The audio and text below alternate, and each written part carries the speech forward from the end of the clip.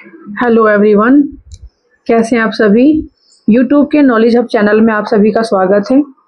आज मैं आप सभी के सामने एक टॉपिक लेकर आई हूं जिसका नाम है सर्वनाम। तो सबसे पहले हमें ये जानना है कि सर्वनाम किसे कहते हैं। सर्व का अर्थ होता है सबका, सर्व का अर्थ होता है सबका, और नाम जो है, नाम क्या होती है, नाम होती है संज्ञा। ठीक है, संज्ञा यानी किसी वस्तु, व्यक्ति, विशेष या स्थान का नाम जो है वो क्या होता है, संज्ञा होता है। ठीक है, अब यहाँ पर सर्वनाम का जो बताया है कि सर्वनाम किसे कहते हैं, कि सर्वनाम यानी वाक्यों में संज्ञा की जो पुनरावृत्ति होती है। यानी हम आपसे कहें बच्चों से कि एक पैराग्राफ लिखिए और किसी का नाम दे दें कि रमेश के ऊपर एक पैराग्राफ लिखिए, तो आप जब उस रमेश के ऊपर वाक्य लिखेंगे तो बार बार अगर नाम, आप रमेश का नाम लेकर उस वाक्य को, एक वाक्य खत्म हुआ फिर दूसरा वाक्य शुरू हुआ, उसमें भी आप रमेश की, रमेश सुबह 7 बजे उठता है, रमेश 8 बजे स्कूल जाता है, रमेश 2 बजे घर आता है, अगर आप इस तरह से बार बार नाम लेकर बोलते हैं तो वो क्या हुआ, संज्ञा की पुनरावृत्ति हुई। यानी संज्ञा, रमेश नाम की संज्ञा की जो है आप बार बार पुनरावृत्ति कर रहे हैं, उच्चारण कर रहे हैं। तो इस तरह से अगर हम वाक्यों में संज्ञा की पुनरावृत्ति बचाने के लिए जब संज्ञा के स्थान पर जिन शब्दों का प्रयोग हम करते हैं उन्हें हम सर्वनाम कहते हैं। नाम तथा संज्ञा समान अर्थ वाले होते हैं। यानी जो सर्व है उसका अर्थ होता है सबका, जो शब्द सब नामों के स्थान पर, यानी जैसे रमेश हमने बार बार नाम ले रहे थे, उसके स्थान पर प्रयुक्त जो शब्द होगा उसे हम क्या कहते हैं, सर्वनाम कहते हैं। जैसे कि एक एग्जाम्पल लिया है मैंने आपको समझाने के लिए, देख लेते हैं। एक गांव में एक गरीब किसान रहता था। ठीक है ना, किसान के 4 बेटे थे। किसान फिर से रिपीट हुआ, 4 बेटे थे। किसान के बेटे हमेशा आपस में झगड़ते रहते थे, इसलिए किसान बहुत चिंतित रहता था। एक दिन किसान ने, तो यहाँ किसान क्या हुआ, बार बार रिपीट हो रहा है शब्द, है ना। इस गद्यांश के सभी वाक्य व्याकरण की दृष्टि से तो सही है, लेकिन क्या हो रहा है, यहाँ पर सुनने में बड़ा अटपटा लगता है कि हम बार बार किसान किसान किसान इस तरह से कर रहे हैं ना। तो इस तरह से जब हम बार बार हर वाक्य में किसान शब्द को दोहराना नहीं चाहते हैं, तो उस गद्यांश का जो सहज था, मान्य रूप यह होगा कि एक गांव में एक गरीब किसान रहता था, उसके 4 बेटे थे, है ना, उसके, वे हमेशा आपस में झगड़ते रहते थे, इसलिए वह बहुत चिंतित, वह लिया ना हमने, किसान की जगह हमने यहाँ पर वह बोल दिया, तो वह बहुत चिंतित रहता था। एक दिन उसने, अब यहाँ हमने किसान ना बोलकर उसने एक तरकीब सोची, है ना, हमने यहाँ पर उसने बोला। तो इस तरह से वाक्यों में जो संज्ञा आई है, आगे के वाक्यों में उसी के संज्ञा के विषय में बात की जा रही है, तो हम उस संज्ञा को दोहराते नहीं है। यानी हमने बार बार नाम को नहीं दोहराया, बल्कि उसके स्थान पर हमने जो शब्दों का प्रयोग किया है वो प्रयुक्त होने वाले शब्द क्या कहलाते हैं, सर्वनाम कहलाते हैं। कि वह, जैसे वह, उसने, है ना, और फिर तीसरे वाक्य में वे। तो इस तरह से हमने ये शब्द प्रयोग में लाए हैं, इनको हम क्या कहेंगे, सर्वनाम कहेंगे, है ना। सर्वनाम जिन शब्दों का प्रयोग संज्ञा के स्थान पर किया जाता है। यानी संज्ञा, बार बार संज्ञा क्या है, नाम है, व्यक्ति का नाम है, उसका रमेश का, है ना, या किसान का, तो जो नाम आ रहा है उसके स्थान पर जो हम शब्दों का प्रयोग करते हैं संज्ञा के स्थान पर, उसे हम क्या कहते हैं, सर्वनाम कहते हैं। सर्वनाम के 6 भेद हैं। कौन से हैं, पुरुषवाचक, निश्चयवाचक सर्वनाम, अनिश्चयवाचक सर्वनाम, निजवाचक सर्वनाम, संबंधवाचक सर्वनाम और प्रश्नवाचक सर्वनाम। तो सबसे पहले जो पुरुषवाचक सर्वनाम है हम उसको देख लेते हैं। पहले मैं बता दूं आपको कि वाक्यों में संज्ञा की पुनरावृत्ति बचाने के लिए, मैंने कहा ना आपसे कि किसी भी एक व्यक्ति के नाम को जब हम कोई पैराग्राफ लिखते हैं या पद्यांश लिखते हैं, गद्यांश लिखते हैं, उसमें जो नाम बार बार आता है उसके स्थान पर जिन शब्दों का प्रयोग किया जाता है वे क्या कहलाते हैं, सर्वनाम कहे जाते हैं। ठीक है, मैंने आपको बता दें कि नाम और संज्ञा जो है, शब्द सर्व का अर्थ जो सबका होता है, जो शब्द सब नामों के स्थान पर आता है उसे हम सर्वनाम कहते हैं। ठीक है, ऐसे ही देख लेते हैं कि सर्वनाम के जो भेद बताए गए हैं कौन कौन से हैं, पुरुषवाचक, निश्चयवाचक। पुरुषवाचक में जो 6 भेद हैं इसके, इसमें जो सर्वनाम के जो लिया है, जैसे कि पुरुषवाचक में मैं, अहम, तू, तुम, आप, वह, वे, है ना, ये सब क्या है, सर्वनाम है। तो इसमें जो हमने लिया है पुरुषवाचक में आएंगे ये अहम, हम और तुम, आप, वह, वे। ठीक है, अभी मैं इसको आगे डिटेल में बता रही हूँ आपसे। निश्चयवाचक में यह, समीवर्ती के लिए हम क्या यूज करते हैं, यह मेरा पेन है ना, वह किताब है, वह कोई चीज हमारे से दूर रखी है तो हम क्या कहेंगे, वह पुस्तक है, या वह मेज पर पुस्तक रखी है, वह तो हम दूरवर्ती के लिए कहेंगे वह। और समीपस्थी, जो समीप, हमारे समीप में कोई चीज स्थित है, हमारे हाथ में है, बिल्कुल पास में है, तो हम क्या कहेंगे, यह है। ठीक है। अनिश्चयवाचक, कोई प्राणीवाचक या तो होती है प्राणी, कोई प्राणीवाचक होता है कोई व्यक्ति, जिसका हम कहते हैं कि कोई नाम ले दे, प्राणीवाचक। और कुछ अप्राणीवाचक, कुछ क्या हो जाएगा, सामग्री, कोई भी सामान, तो उसमें क्या जाएगा, कुछ आ जाता है, वो अप्राणीवाचक होता है। प्रश्नवाचक, कौन, ये भी प्राणीवाचक आ जाएगा। अब कुछ में वही अप्राणीवाचक आ जाएगा कि जो है, जैसे अभी मैं आपको आगे बताऊंगी। संबंधवाचक में जो और सो और वह, ये सब क्या है, संबंधवाचक में जो, जहां पर हमें वाक्य के बीच में संबंध दिखाई देता है तो वहां पर जो या सो या वह का प्रयोग किया जाता है। निजवाचक जो होते हैं वो आप, स्वयं या खुद, यानी अपने आप के लिए। निजवाचक, जिन संज्ञा सर्वनाम का प्रयोग हम अपने लिए करते हैं, अपने लिए, वो होते हैं निजवाचक। ठीक है। कैसे, आगे देखते हैं अभी। पुरुषवाचक जो होते हैं वो कौन कौन से होते हैं, देख लेते हैं। पुरुषवाचक सर्वनाम, ठीक है, जब हम बातचीत करते हैं तो कोई ना कोई श्रोता हमारे सामने अवश्य होता है। पुरुषवाचक, ठीक है, कभी तो हम अपने बारे में बात करते हैं, कभी सामने वाले के बारे में, और कभी किसी तीसरे व्यक्ति के बारे में बात करते हैं। अब इसमें तीन चीज आई कि एक तो हम खुद अपने बारे में बात करते हैं, दूसरा जब दो व्यक्ति आपस में खड़े होते हैं। मैंने कहा ना, जब एक व्यक्ति होता है तो वो निजवाचक में आ जाता है, जब दो व्यक्ति बात करते हैं तो आपस में जब वो बात करते हैं तो तुम्हारे बारे में तुम, तो इस तरह से कह के बात करते हैं ना कि तुम। सुनने वाला कौन हो जाता है, सामने वाला सुनने वाला हो गया। एक तो बोलने वाला होता है, एक सुनने वाला होता है, और तीसरा जो वो अन्य व्यक्ति होता है जो उपस्थित नहीं होता है ना, एक तीसरा व्यक्ति होता है जो उस समय वहां उपस्थित नहीं होता है। ऐसी स्थिति में इन तीनों व्यक्तियों को बोलने वाला, सुनने वाला, जिससे हम बात करते हैं, बोलने वाला वो जो बोल रहा है, और जो सामने खड़ा है वो सुनने वाला है, और जो उपस्थित नहीं है के लिए जिन सर्वनाम शब्दों का प्रयोग करते हैं वे पुरुषवाचक सर्वनाम कहे जाते हैं। कैसे, जो पुरुष सामने उपस्थित नहीं वह वक्ता, ठीक है, श्रोता के लिए, और अन्य व्यक्ति हुआ, है ना। जो पुरुष व्यक्ति सामने उपस्थित नहीं है वह वक्ता के लिए और श्रोता के लिए क्या हुआ, अन्य व्यक्ति हुआ, यानी थर्ड पर्सन हुआ, वो तीसरा व्यक्ति हुआ। जब दो व्यक्ति किसी के बारे में बात करते हैं और वो वहां उपस्थित ना हो तो वह अन्य व्यक्ति हुआ ना। तो व्याकरण में उसे अन्य पुरुष कहा जाता है। ठीक है। यदि किसी से पूछा जाए कि संसार में सबसे अधिक उत्तम व्यक्ति कौन है, तो शायद हर व्यक्ति अपने को ही सर्वोत्तम बताएगा। इस दृष्टि से बोलने वाला वक्ता हुआ उत्तम पुरुष। अब वह रह गया श्रोता। उत्तम पुरुष अब रह गया क्या, श्रोता। श्रोता की स्थिति उत्तम पुरुष होती है जो सुनता है, और अन्य पुरुष के मध्य की है। जो अन्य है वो मध्य पुरुष का है, वह कहलाएगा मध्य पुरुष। इस प्रकार से पुरुषवाचक सर्वनाम जो है इसके तीन भेद हैं। कौन कौन से हैं वो देख लेते हैं। एक तो होता है उत्तम पुरुष, है ना, मैंने बताया ना, उत्तम पुरुष, मध्यम पुरुष और अन्य पुरुष। उत्तम पुरुष में मैं और हम आ जाता है, मध्य पुरुष में तू, तुम, आप, और अन्य पुरुष में वह, वे, यह या ये, है ना।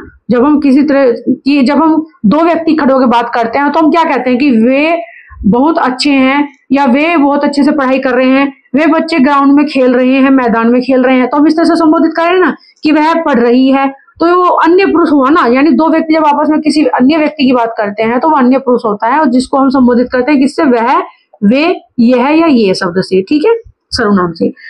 उत्तम पुरुष सर्वनाम मैं और हम, ठीक है। जिन सर्वनाम शब्दों का प्रयोग वक्ता अपने लिए करता है उत्तम पुरुष वाचक सर्वनाम कहे जाते हैं। जैसे मैं चुटकुला सुनाऊंगी, मैं कौन सा है, एक वचन का है, ठीक है, मैं, और हम आ जाएगा तो क्या हो जाएगा, बहुवचन हो जाएगा। एक वचन और बहुवचन, हम क्या हो जाएगा, बहुवचन हो जाएगा। हम चुटकुला सुनाकर हंस पड़े, ठीक है, तो ये क्या हो जाएगा, बहुवचन में हम, और मैं एक वचन में आएगा। मध्यम पुरुषवाचक सर्वनाम तू, तुम, आप, है ना। जिन सर्वनामों का प्रयोग वक्ता श्रोता के लिए करता है, ठीक है, मध्यम पुरुष सर्वनाम कहे जाते हैं। जैसे अब वक्ता जब बोलता है, श्रोता जो सुनता है, उसके लिए जब हम वाक्य में जब प्रयोग करेंगे सर्वनाम, वो कौन सा होगा, तू एक गाना सुना। अब सामने कोई व्यक्ति खड़ा, मैं उससे कहूं तू एक गाना सुना, तो कौन है, वो श्रोता है।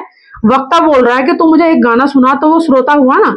तो उसको मैं तू से संबोधित किया तो ये मध्यम पुरुष का हुआ। तुम क्या कर रहे हो, मैं सामने वाले से अगर पूछूं कि भाई तुम क्या कर रहे हो, तो वो क्या है, वो श्रोता है। वो बोलने वाले ने उससे कहा कि तुम क्या कर रहे हो, तो वो श्रोता है, तो ये क्या हो जाएगा, आपका मध्यम पुरुष का सर्वनाम हो जाएगा। आप बैठिए, है ना, आप बैठिए, तो ये आपका मध्यम पुरुष हो गया। आप बैठिए, मैं सामने वाले से कह रही हूँ ना कि आप बैठिए, तो ये क्या हुआ, मध्यम पुरुष सर्वनाम हुआ। ठीक है। अन्य पुरुषवाचक सर्वनाम वह, वे, यह या ये। ठीक है। जिन सर्वनाम शब्दों का प्रयोग वक्ता किसी अन्य व्यक्ति के लिए कहता है उसे अन्य पुरुषवाचक सर्वनाम कहते हैं। जैसे वह कहाँ चला गया, है ना, वह कहाँ चला गया। वह जो है, ये वह क्या है, हम किसी दो व्यक्ति खड़े हैं, वे किसी अन्य के बारे में बात कर रहे हैं कि यार वह कहाँ चला गया, तो क्या कहेंगे, वह कहाँ चला गया। तो वह जो शब्द है वो क्या हुआ, अन्य पुरुष के लिए प्रयुक्त किया गया सर्वनाम है। वे मेरे मित्र हैं, कोई दो व्यक्ति खड़े हैं, तीसरे के बारे में बोले कि यार वे मेरे मित्र हैं, तो वे शब्द क्या हुआ, अन्य पुरुष के लिए बात की जा रही है ना यहाँ पर, अन्य मित्र के लिए कि भाई वे मेरे मित्र हैं, तो हम अन्य की बात करें, थर्ड पर्सन की बात कर रहे हैं, तो यहाँ पर आ जाएगा वे। ऐसे ही ये कब आए, है ना, तो हमने किसी से पूछा ना कि ये कब आए, कोई व्यक्ति घर में आया और हम दो व्यक्ति पहले से ही घर में, और हम किसी तीसरे व्यक्ति के लिए जो हम दो घर में आपस में थे, हमने सामने वाले श्रोता से बोला कि भाई ये कब आए, तो हमने थर्ड पर्सन की बात की कि ये कब आए, तो वो क्या हुआ, अन्य पुरुष हुआ, है ना। ऐसे ही अब इसमें वो था पुरुषवाचक, अब ये है निश्चयवाचक सर्वनाम। निश्चयवाचक सर्वनाम कौन से होते हैं, वे सर्वनाम जो किसी व्यक्ति, वस्तु, घटना आदि का निश्चित बोध कराते हैं, है ना, निश्चयवाचक सर्वनाम कहलाते हैं। यह एक निश्चित बोध समीप की वस्तुओं का भी हो सकता है और दूर की वस्तुओं का भी, है ना, दूरवर्ती या दूर वस्तुओं का व्यक्तियों के लिए वह, समीप की वस्तुओं के लिए यह प्रयोग होता है। यानी जब कोई चीज, अब निश्चयवाचक सर्वनाम में क्या होता है, जब हम व्यक्ति या वस्तु या घटना आदि का जब निश्चय बोध होता है, और जब वहां निश्चयवाचक सर्वनाम का जो हमने प्रयोग में जो शब्द किया है वो दूरवर्ती भी हो सकता है हमारे, और वो समीप जो है समीपवर्ती भी हो सकता है। अगर लेकिन निश्चित समीप की वस्तुओं का भी हो सकता है वो, और दूर की वस्तुओं का भी हो सकता है ना। समीप की वस्तु के लिए हम क्या कहेंगे, वह, और दूर की वस्तुओं के लिए यह है। ठीक है, दूर की वस्तुओं के लिए हम क्या कहेंगे, वह, और पास की वस्तु के लिए क्या कहेंगे, यह है ना। दूर पड़ी किताब के लिए यह, वह ले आओ, हमने कहा कि वहां कोई दूर किताब पड़ी है, हम क्या कहेंगे, वह ले आओ, वह, है ना, तो वह किताब ले आओ या वह ले आओ, तो वो क्या हो गया, जो है दूर, है ना, तो दूर की वस्तुओं के दूरवर्ती सर्वनाम हो गया, है ना। दूर वस्तु रखी है तो उसके लिए हमने कहा कि निश्चित बोध है, लेकिन क्या है, दूर है हमसे, तो हमने कहा कि वह ले आओ, तो यहाँ दूर निश्चयवाचक सर्वनाम है। पास रखी घड़ी के लिए कि यह लाना जरा, है ना, पास रखी है और हमने कहा यह लाना जरा, तो यहाँ क्या हुआ कि पास और दूरी की वस्तुओं के लिए इशारा या संकेत भी किया जाता है। ठीक है, अगर कोई दूर वस्तु रखी है, पास रखी है, तो हम इशारे से या संकेत से भी उसको कह सकते हैं कि जरा ये देना, जरा यह पकड़ाना, है ना। तो ये निश्चयवाचक सर्वनाम को संकेतवाचक सर्वनाम भी कहते हैं। ठीक है, आगे देखते हैं। अनिश्चयवाचक सर्वनाम कौन से होते हैं, कभी कभी ऐसा भी होता है कि वस्तु या व्यक्ति हमें आभास तो रहता है, परंतु निश्चय पूर्वक यह बताना कठिन होता है कि वह वस्तु क्या है या वह व्यक्ति कौन है। किसी वस्तु या व्यक्ति के संबंध में जब हम इस प्रकार की अनिश्चित पूर्ण स्थिति हो, जिन सर्वनामों का तब जिन सर्वनामों का जो हम प्रयोग करते हैं वे अनिश्चयवाचक सर्वनाम कहलाते हैं। यानी कोई कभी, जैसे कि कोई वस्तु है या कोई व्यक्ति है, हमें उस वस्तु का या व्यक्ति का आभास तो है, परंतु हम इस स्थिति यह बताना कठिन हो जाता है कि वह वस्तु या वह व्यक्ति कौन है और वस्तु क्या है वो। तो जब ऐसी स्थिति होती है तो वो अनिश्चयवाचक सर्वनाम वहां पर जो प्रयोग होंगे उनको हम कहेंगे अनिश्चयवाचक सर्वनाम, है ना।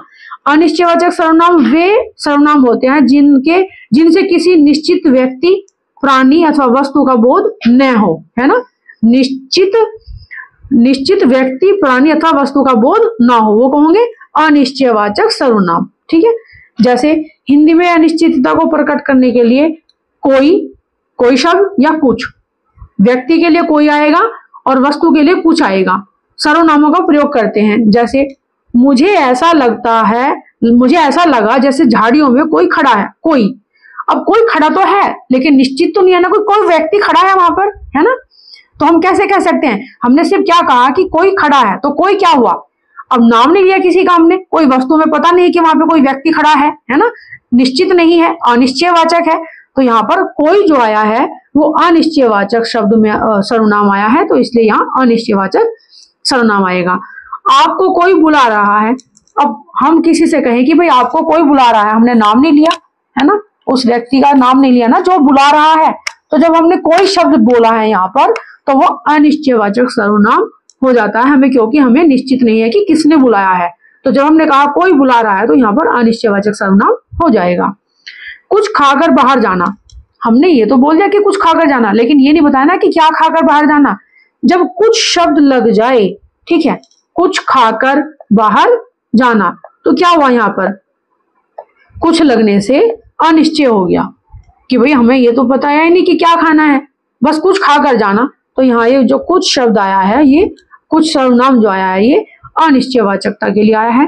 बच्चों घर के लिए बाजार से कुछ ले आना, कुछ ले आना, अब हमने उनको ये नहीं कहा कि ये लेके आना, फिक्स सामान नहीं बताया, निश्चित सामान नहीं बताया। जहां निश्चितता प्रकट नहीं होती है वहां अनिश्चयवाचक सर्वनामों का प्रयोग किया जाता है। इन वाक्यों में कोई कुछ के प्रयोग से स्पष्ट है कि वक्ता जिस व्यक्ति के बारे में बोल रहा है वह जिन वस्तुओं को लाने के लिए, खाने के लिए बोल रहा है, बाजार से मंगाने के लिए बात कर रहा है, उस विषय में निश्चित नहीं है, तो यहाँ अनिश्चयवाचक सर्वनाम हो जाएगा। ठीक है, आगे देखते हैं प्रश्नवाचक सर्वनाम कौन से होते हैं। जहां प्रश्नवाचक सर्वनाम में अधिकतर आपको कौन, क्या इस तरह का देखने के लिए मिलेगा, या कौन सी, कौन सा। ठीक है, ध्यान से देख लेते हैं इसको। अनेक बार हमारे मन में किसी वस्तु, व्यक्ति, प्राणी या किसी घटना के संबंध में प्रश्न उठते रहते हैं कि वह व्यक्ति कौन है, वह वस्तु या घटना क्या थी, आदि आदि, है ना। मान लीजिए हम इमेजिन करते हैं, घर बैठे हैं और हमें कोई किसी के बारे में इमेजिन करके कोई बता रहा है, या हम खुद से ही इमेजिन कर रहे हैं कि यार उसके साथ ऐसे ऐसे घटना घट गई, पता नहीं वह व्यक्ति कौन है ना। और या क्या वस्तु, किसी वस्तु के बारे में भी बात करते हैं, यार पता नहीं वो चीज, कुछ वस्तु ऐसी क्या वस्तु थी, कौन प्राणी था, या कौन व्यक्ति था, वो घटना कैसे घटी, है ना। समय कुछ पता नहीं होता ना कि वह व्यक्ति कौन है ना, या वस्तु की, घटना की क्या घटना थी, आदि आदि। इन प्रश्नों के लिए हम भाषा में कौन, है ना, व्यक्ति के लिए कौन, तथा कौन और क्या, और कौन सा या कौन सी वस्तु या घटना आदि के लिए प्रयोग में लाते हैं। ये सर्वनाम प्रयोग में लाए जाएंगे। यानी व्यक्ति के लिए तो कौन आएगा, और जब कौन तथा क्या तो आ जाएगा व्यक्ति के लिए, कौन सा, कौन सी, ये वस्तु, घटना आदि के लिए सर्वनामों का प्रयोग किया जाता है। जैसे वह कौन है वहां सामने आओ। अब हमने कहा व्यक्ति, अब व्यक्ति के लिए क्या कहा मैंने, कौन या तो या क्या। ठीक है, कौन है वहां सामने आओ। अब कौन है, कौन और क्या, कौन सा, कौन सी, ये सब क्या है, प्रश्नवाचक सर्वनाम है। ठीक है, इनकी पहचान करना बहुत आसान है कि कौन और कौन सा, क्या, कौन सी, ये सब क्या है, प्रश्नवाचक सर्वनाम है। सामने आओ, तो ये जो कौन सा है, कौन आया है, तो ये प्रश्नवाचक सर्वनाम हो जाएगा। ठीक है, मेरे साथ कौन चलेगा, मेरे साथ कौन चलेगा। अब हमने किसी से स्पष्ट नहीं कहा कि भाई तुम चलना, हमने कहा कौन चलेगा। ठीक है, कि अब हमने ये तो बोल दिया कौन चलेगा, लेकिन हमने जब फिक्स, हमें यही नहीं है कि भाई कौन चलेगा, प्रश्न तो उठा ना मन में कि कौन चलेगा। जब ऐसी इस तरह की परिस्थिति बनती है तो वहां पर प्रश्नवाचक सर्वनाम का प्रयोग किया जाता है, कौन चलेगा। आप शाम को क्या कर रहे हैं। अब ये जो क्या आया है ये व्यक्तिवाचक के लिए आया ना, क्या, मैंने कहा ना क्या, व्यक्तिवाचक के लिए। आप आज शाम को क्या कर रहे हैं, तो हमें कंफर्म थोड़ी कि भाई वो क्या करेगा, जो भी घटना है या जो भी कार्य है वो हमें पता थोड़ी है कि वो क्या कर रहा है। आज आप शाम को क्या कर रहे हैं, तो ये जो क्या आया है ये प्रश्नवाचक सर्वनाम हो जाएगा। व्रत के दिन आप क्या खाते हैं, हमने पूछा क्या खाते हैं, है ना, तो ये जो क्या आया है यहाँ पर भी ये क्या है, आपका प्रश्नवाचक सर्वनाम है। इन किताबों में कौन सी चाहिए आपको। अब बहुत सारी किताबें हैं, हमने कहा कौन सी चाहिए इसमें से आपको, तो ये जो कौन सी है वस्तु के लिए आया ना, है ना। तो जब इस तरह की कौन सी आए वस्तु या घटना आदि के लिए, आपने इतने मकान देखे, बताइए कौन सा पसंद आया। यहाँ पर देखिए कौन सा आया, है ना। तो इस तरह से यहाँ पर कौन सी या कौन सा क्या हुआ, ये प्रश्नवाचक सर्वनाम कहे जाते हैं। ठीक है, प्रश्नवाचक चिन्ह सर्वनाम की पहचान है कौन, क्या, कहाँ, कौन सा या कौन सी। ठीक है, आगे देखते हैं संबंधवाचक सर्वनाम। ठीक है, अब संबंधवाचक सर्वनाम किसे कहते हैं? जहां जब बात करते हैं तो जब किसी के बारे में बात करते हैं हम, मिश्रित वाक्यों में एक प्रधान उपवाक्य होता है और शेष आश्रित जो होता है वो उपवाक्य होता है। ऐसे कुछ सर्वनाम होते हैं जो उन दोनों उपवाक्यों के में आए और संज्ञा सर्वनामों के साथ आश्रित उपवाक्यों का संबंध जोड़ने का कार्य करते हैं। ठीक है, ऐसे सर्वनाम संबंधवाचक सर्वनाम कहे जाते हैं। और इन हिंदी में जो या जिस संबंधवाचक सर्वनाम के उदाहरण आगे देखते हैं। जैसे अभी मैंने बताया ना कि दो मिश्र वाक्य होते हैं, एक प्रधान उपवाक्य होता है, एक शेष आश्रित उपवाक्य जो होता है, उनको जो आपस में जोड़ता है वाक्य को, तो वहां जो वाक्य में प्रयोग किया गया शब्द है वो सर्वनाम संबंध सर्वनाम कहला संबंधवाचक सर्वनाम कहा जाएगा उसको। जैसे वह लड़का पकड़ा गया जो कल यहाँ आया था, तो दो उपवाक्य हैं, एक तो वह लड़का पकड़ा गया जो कल यहाँ आया था, है ना, शेष आश्रित उपवाक्य हुआ। तो इन दोनों वाक्यों को जोड़ने के लिए जो हमने जो का जो प्रयोग किया है ये क्या हो गया आपका संबंधवाचक सर्वनाम कहा जाएगा। ठीक है, ऐसे ही वह पेंसिल लाओ जो पिताजी ने दिलाई थी। ठीक है, दो उपवाक्य हैं, एक प्रधान उपवाक्य की जो पिताजी ने दिलाई थी कि उस पेंसिल को लेके आओ जो पिताजी ने दिलाई थी। ठीक है, तो क्या हुआ, दोनों वाक्यों को जो जोड़ने वाला प्रश्न जो संबंधवाचक सर्वनाम है वो कौन सा है? जो। तो ये क्या हो जाएगा आपका संबंधवाचक सर्वनाम कहलाएगा। यह वही फिल्म है जिसे तुम देखना चाहते थे, जिसे तुम देखना चाहते थे। यानी संबंध, जब दो वाक्यों का आपस में संबंध स्पष्ट हो और उन दोनों वाक्यों को जोड़ने के लिए जब जिस, जो या जिसने या जिससे शब्द आए या जिसको, वे क्या कहेंगे? संबंधवाचक सर्वनाम कहे जाएंगे।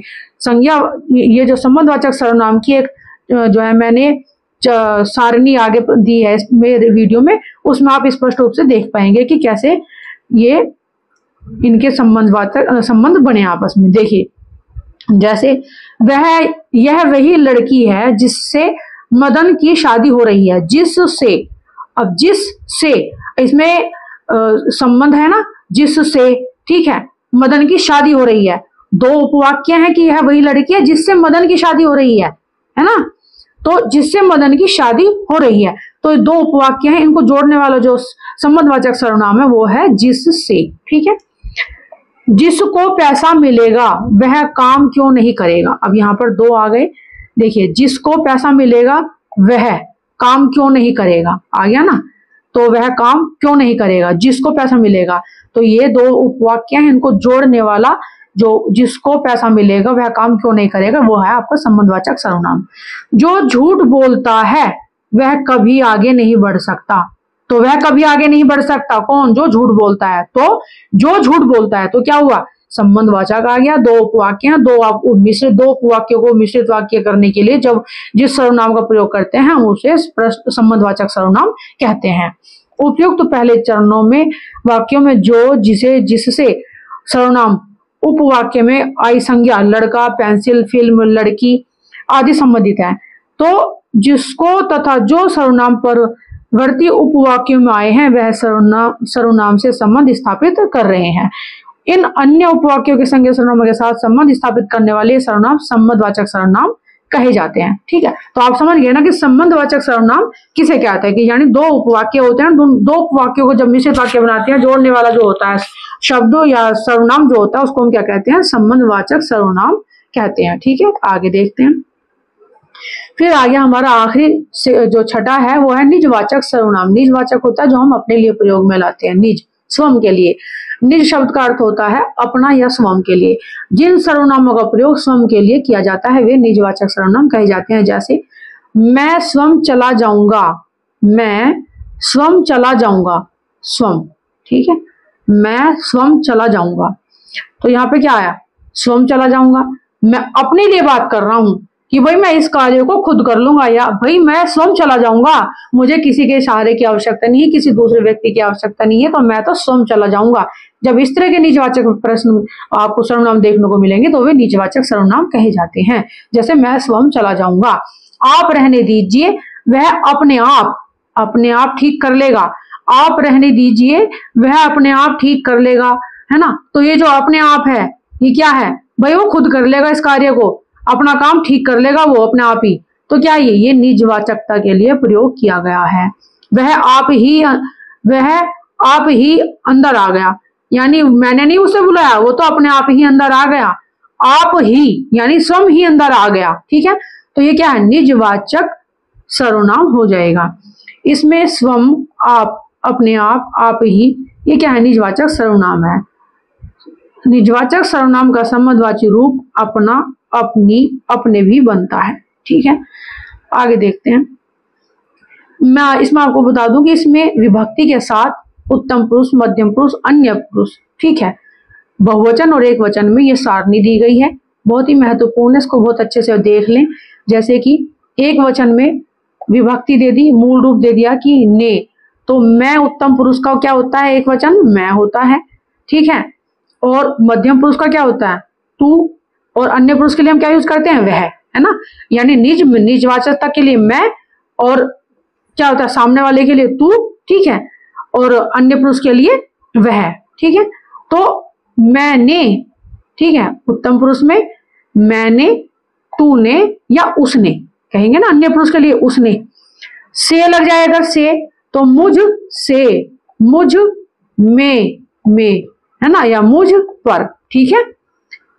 फिर आ जाएगा मध्यम पुरुष का, तू है ना मध्यम पुरुष का, त्वम, संस्कृत में त्वम बोलते हैं, तुम मध्यम पुरुष, तो तुझ से आ गया ना, से, तुझ से, तुझ में, है ना, या तुझ पर, ठीक है। तो ये मध्यम पुरुष आ गया। अन्य पुरुष के लिए उससे या उसमें या उस पर, ठीक है। ऐसे ही ये आपका ये उत्तम पुरुष का हम, मध्यम पुरुष का तुम या आप, और अन्य पुरुष के लिए वे, बहुवचन में। ये एक वचन था और ये बहुवचन, ये एक वचन की सारणी है, इसको अच्छे से देख ले, और ये बहुवचन की सारणी है। बहुवचन में हम आ जाएगा, उत्तम पुरुष का एक वचन हो जाएगा हम, ठीक है, मध्यम पुरुष का हो जाएगा तुम, आप, और अन्य पुरुष का हो जाएगा वे, ठीक है। तो हमने या तुमने या आपने या उन्होंने, मध्यम पुरुष का तुमने या अन्य पुरुष के लिए उन्होंने, ठीक है। हम पर या हमसे या हम में, है ना, उत्तम पुरुष आ गया। सामने वाले के लिए तुमसे, तुम में या तुम पर या आप पर, अन्य पुरुष के लिए उन पर या उनसे या उनमें, है ना। बहुवचन के लिए, ये बहुवचन के लिए सारणी है, इधर से यहाँ तक ये बहुवचन की है, और ये इधर यहाँ से यहाँ तक ये इसकी एक वचन की है, विभक्ति कारक चिन्ह के साथ है। समझने के लिए बहुत जरूरी है आप सबके लिए, एग्जाम में इस तरह से प्रश्न आपसे पूछे जाते हैं। निश्चयवाचक, प्रश्नवाचक और संबंधवाचक, इसमें ये सारणी आप देख लें कि निश्चयवाचक कौन सा है, प्रश्नवाचक कौन सा है, संबंधवाचक कौन सा है। निश्चयवाचक में एक वचन, और निश्चयवाचक, प्रश्नवाचक और संबंधवाचक में एक वचन की सारणी है। ये निश्चयवाचक, प्रश्नवाचक और संबंधवाचक में बहुवचन की सारणी है, ठीक है। अब इसमें देखते हैं निश्चयवाचक में कौन सा आता है, यह और वह निश्चयवाचक। प्रश्नवाचक में क्या आ जाएगा, कौन और क्या, और संबंधवाचक में जो मैंने आपको बताया था अभी। एक वचन में तो ये आ जाएंगे, बहुवचन में क्या हो जाएगा निश्चयवाचक के लिए, ये या वे, बहुवचन है ना, ये बच्चे, ये लड़के, ये लड़कियां हैं, वे लड़के, है ना। तो प्रश्नवाचक के लिए कौन, है ना, और क्या, और संबंधवाचक के लिए जो, है ना। बताया ना, दो उपवाक्यों को मिश्रित जब जोड़ने वाला जो संबंध कारक होता है उसे क्या कहते हैं, जो कहते हैं। सर्वनाम वाचक संज्ञा जो है जो आ जाएगी, ठीक है। इसमें ऐसे ही एक वचन के लिए से, में या पर के लिए क्या होता है, इस से या इसमें या इस पर, है ना, किस से, किस में या किस पर, ठीक है। इस तरह से जिससे, जिसमें या जिस पर, ये संबंधवाचक आ गया, ये प्रश्नवाचक आ गया, निश्चयवाचक आ गया आपका। ऐसे ही एक वचन के थे, ये बहुवचन के है कि इनसे, उनसे, उनमें, उन पर, इन पर, है ना, ये सब क्या है, ये निश्चयवाचक है लेकिन बहुवचन है। ऐसे ही किन से, किन में, ये क्या है, प्रश्नवाचक है, ठीक है। कौन, क्या, ये क्या है, प्रश्नवाचक आ गए ना, ये बहुवचन के हैं। ऐसे ही जिनसे, जिनमें या जिन पर, ये क्या है, संबंधवाचक के लिए आ जाएगा। ऐसे ही यहाँ पे भी देख लेंगे कि इसका, इसकी, ये क्या है, एक वचन के लिए आ जाता है, निश्चयवाचक है। तो निश्चयवाचक के लिए, प्रश्नवाचक के लिए किसका, किसकी, किसके संबंध आ गया ना यहाँ पे, संबंधवाची। जिसका, जिसकी, जिससे, यहाँ संबंधवाचक आ गया आपका, ये एक वचन में थे, ये निश्चयवाचक में आइए बहुवचन में देखते हैं, इनका, उनका, इनकी, उनकी, है ना। प्रश्नवाचक में किनका, और संबंधवाचक में जिनका, है ना, कि भाई जिनका वो लड़का था, इस तरह से बोलते हैं ना कि जिनका वो काम था, तो वहां संबंध आ गया ना, तो वहां पे क्या आ जाएगा आपका, जिनका। ऐसी अगली सारणी अनिश्चयवाचकता की देख लेते हैं। इसमें तीनों सारणी डाली मैंने। पहली थी निश्चयवाचक, फिर दूसरी थी अनिश्चयवाचक और तीसरी है इसमें निजवाचक। निजवाचक के लिए हम किस तरह से यूज करते हैं, विभक्ति में मूल रूप में कैसे प्रयोग करेंगे। एक वचन के लिए हमने आप और स्वम, ठीक है, आप और स्वम, जैसे आप ने से को में पर, ठीक है, ये विभक्ति है। आप से या स्वम से, आप पर स्वम पर, आप में या स्वम में, आपको या स्वम को, एक वचन में, है ना। ना ने नी संबंध, अपना अपने अपनी, ये क्या है, निजवाचकता के लिए जब हम यूज करते हैं ना, प्रयोग में लाते हैं सर्वनाम का, तो अपना अपने अपनी, इस तरह से हम उसको निजवाचक एक वचन में प्रयोग करते हैं संबंध उसमें संबंधवाची में, है ना, अपना। तो और बहुवचन में कैसे यूज करते हैं कि आप से, है ना, स्वम से, आप पर, स्वम पर, आप में, स्वम में, अपने आप को बोल रहे हैं हम, ये निजवाचकता के लिए स्वम को, तो अपना अपने और अपनी, ये क्या आ गया आपका, निजवाचकता के लिए आ गया है, ठीक है। तीनों सारणी दी गई है, बहुत ही आसानी से आप इनको पढ़ें समझें।